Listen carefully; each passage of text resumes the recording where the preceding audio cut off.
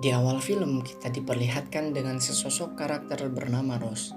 Rose bekerja sebagai dokter terapis. Saat ia sedang bekerja, atasannya menyuruh dirinya untuk mengurus pasien seorang pria bernama Carl. Carl entah mengalami penyakit apa, tapi yang jelas di sini dia selalu mengatakan dia akan mati. Aku akan mati. Semua orang akan mati. Going on today. Don't you tell me. You don't know. Setelah selesai menangani Carl, Rose kembali mengurusi pasiennya, yang dimana kali ini pasiennya adalah seorang wanita. Wanita tersebut seperti ketakutan oleh sesuatu. Dan ketika Rose memastikan pasien ini masih waras, wanita ini mengatakan, "Aku masih waras." Dan ia menjelaskan bahwa dirinya selalu melihat sesosok yang menyerupai kenalannya, di mana sosok yang menyerupai kenalannya tersebut selalu tersenyum dengan senyuman yang sangat creepy. Lalu,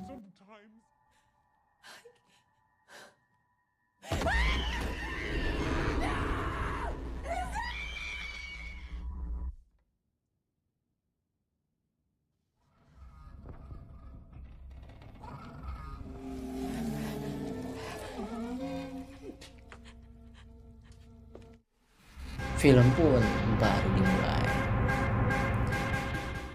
Setelah kejadian tersebut, Rose diinterogasi oleh dua orang teman polisinya. Yang ini bernama Ujang.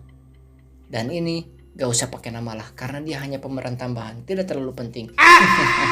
Sesampainya di rumah, Rose yang telah melihat pasiennya bundir di depan matanya, ia tampak trauma dan sangat merasa bersalah karena dirinya telah gagal menangani pasiennya.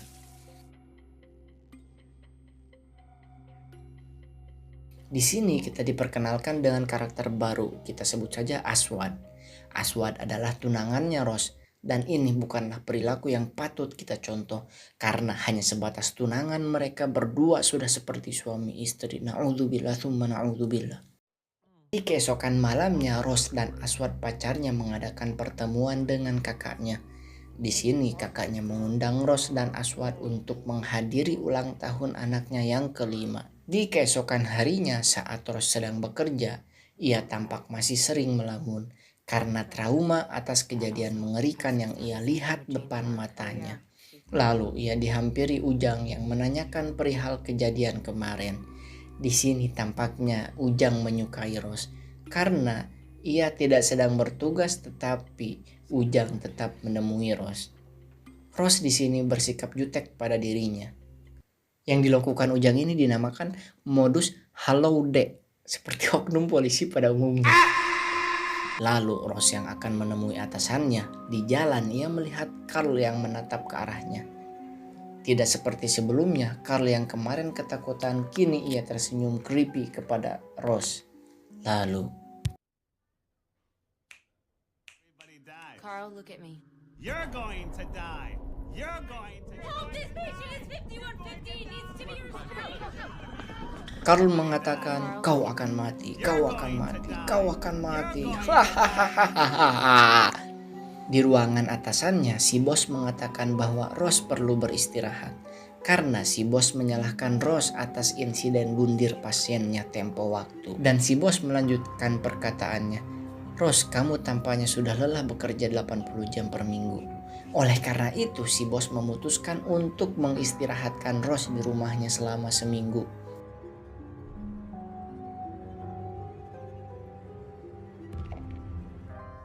Saat Rose hendak pulang, tak lupa ia mampir ke sebuah toko mainan untuk membeli kereta api yang akan ia hadiahkan pada ponakannya, dikarenakan sebentar lagi ponakannya itu baru ulang tahun. Sesampainya di rumah, ia langsung membungkus kereta api tersebut dan lanjut abok heula euy. Karena Rose yang masih sangat trauma atas insiden mengerikan yang terjadi tempo waktu. Lalu,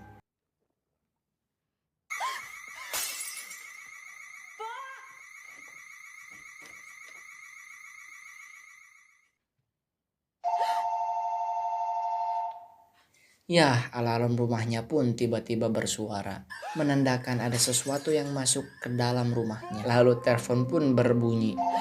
Rose ditelepon oleh satpam komplek dikarenakan alarm rumahnya berbunyi. Tak lama setelah itu, 2 orang polisi datang ke rumahnya untuk mengecek keadaan sekitar. Polisi ini mengatakan bahwa di rumah tidak ada siapa-siapa. Di saat yang bersamaan, Aswad pun pulang dari kerjanya. Setelah selesai, Rose yang akan memberi makan peliharaannya, ia tampak bingung karena si kucing hilang. Rose pun terus mencari kucingnya yang hilang tersebut entah kemana. Saat Rose tertidur, ia bermimpi tentang almarhum ibunya. Ia yang tak bisa kembali tertidur pun mencoba mengecek rekaman kejadian saat pasiennya bundir. Lalu, Laura?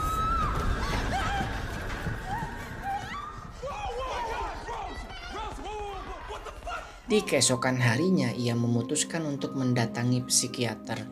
Lalu Rose bercerita tentang semua kejadian aneh yang ia alami.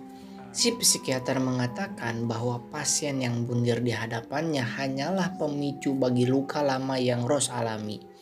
Dan si psikiater hanya menyarankan baginya untuk berbanyak istirahat.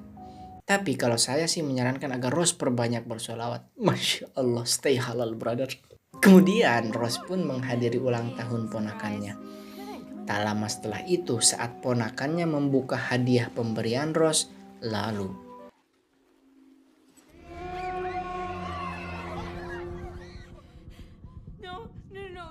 No, I promise you this wasn't me. di malam harinya saat Rose pulang dari rumah sakit, ia mencoba curhat pada Aswad tunangannya. Namun seperti film pada umumnya, si Aswad tidak mungkin percaya dengan hal gaib. Tak lama setelah itu, Rose yang frustasi pun mencoba mencari informasi mengenai dosen yang bundir di hadapan mahasiswanya. Karena diketahui si dosen mengalami kejadian yang hampir serupa dengan yang Rose alami saat ini. Keesokan harinya, Rose pun mendatangi istri si dosen untuk menanyai perihal apa yang sebenarnya terjadi pada almarhum suaminya. Istri si dosen mengatakan suaminya hanya mengalami paranoid dan anxiety, yang dimana sebelum kematiannya si dosen selalu berkata bahwa ia melihat makhluk yang selalu tersenyum padanya. Akan tetapi si istri hanya menyimpulkan bahwa suaminya sudah gila. Di sini Rose menanyakan apakah suaminya pernah melihat orang bundir di hadapannya. Istri si dosen pun mengiyakan hal tersebut.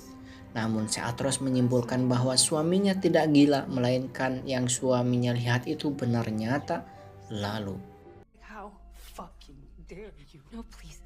Please, what happened to your husband is happening.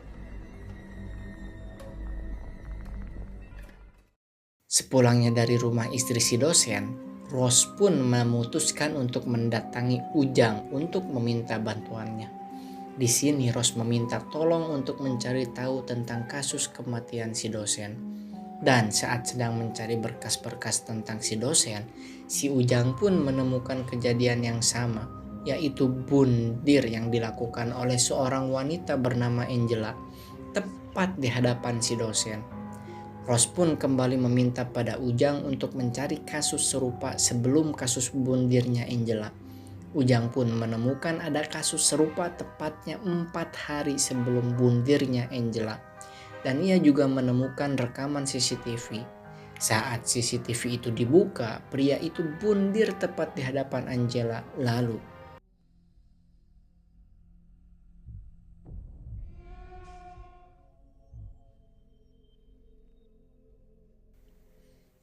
pria itu terlihat tersenyum sebelum bundir.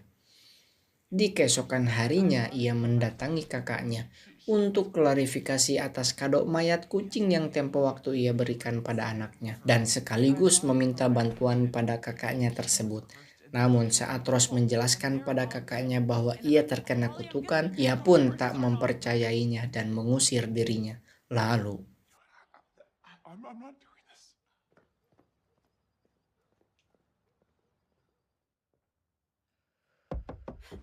Holly.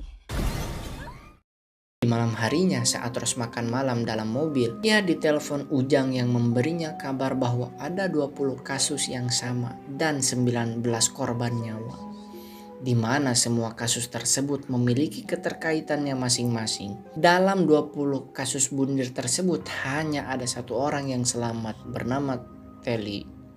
Si Telly selamat karena ia membunuh wanita random secara tiba-tiba. So he's alive. Yeah, he's sitting and holding in Altoona. Joel, I gotta talk to Di keesokan harinya mereka berdua mendatangi Telly yang berada dalam penjara untuk menanyai apa yang sebenarnya terjadi.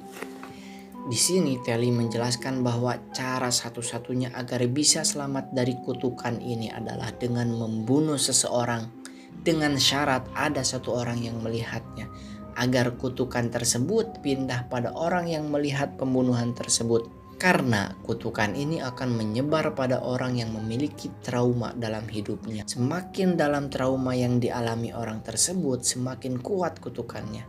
Mendengar itu semua, Rose yang depresi pun berteriak bahwa ia tak mungkin bisa membunuh orang. Telly yang kaget bahwa Rose lah orang yang terkena kutukan itu, lalu I can't kill someone!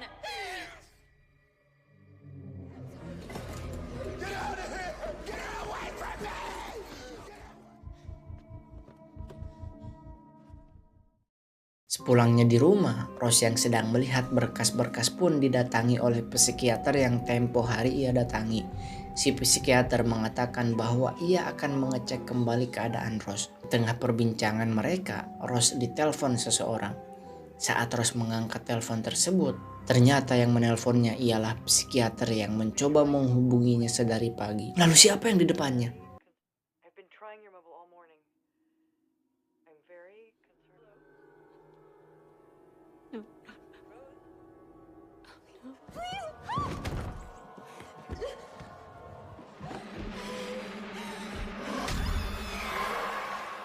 Tak lama setelah itu, Rose memutuskan untuk mendatangi Carl di tempat ia bekerja.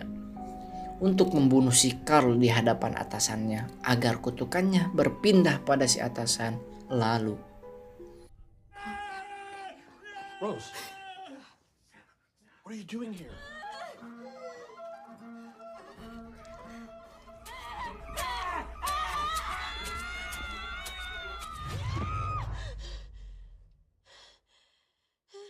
Rose yang sangat jangar atas semua kejadian yang ia alami pun memutuskan untuk mendatangi rumah almarhum ibunya. Karena Rose menyangka semua ini berawal dari trauma yang ia alami saat dulu ia melihat ibunya bundir. Kan kutukan ini terjadi kepada orang yang memiliki trauma. Oleh karena itu Rose mencoba melawan trauma tersebut dengan mendatangi rumah ibunya. Jadi begitu, mengerti kan? Lanjut. Setelah itu Rose mencoba melawan ketakutannya dengan menutup semua celah rumah agar dirinya semakin takut. Lalu ia ditampakkan dengan makhluk tersebut yang berwujud almarhum ibunya. Si makhluk yang menyerupai ibunya terus mengatakan hal buruk agar Rose semakin merasa bersalah dan trauma. Saat semua hasutan makhluk tersebut tak berpengaruh pada Rose, lalu Your mind is so inviting.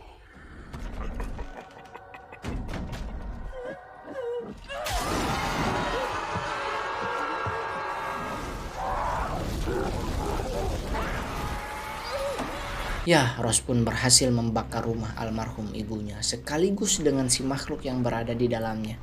Lalu film pun ya belum berakhir lah, santai dulu guys. Setelah itu Rose pun mendatangi si Ujang untuk meminta maaf atas semua masalah yang melibatkan dirinya. Tak lupa ia juga berterima kasih pada si Ujang. Lalu because I was afraid of.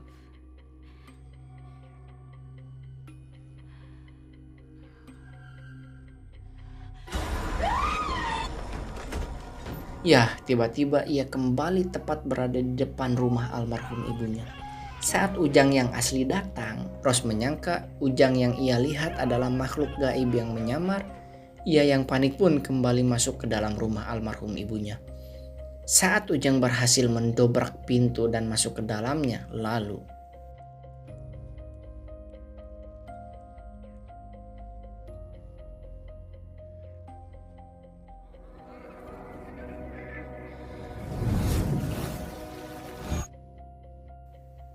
film pun sudah berakhir. Bagaimana? Biasa saja bukan? Masih bingung? Sini saya jelasin.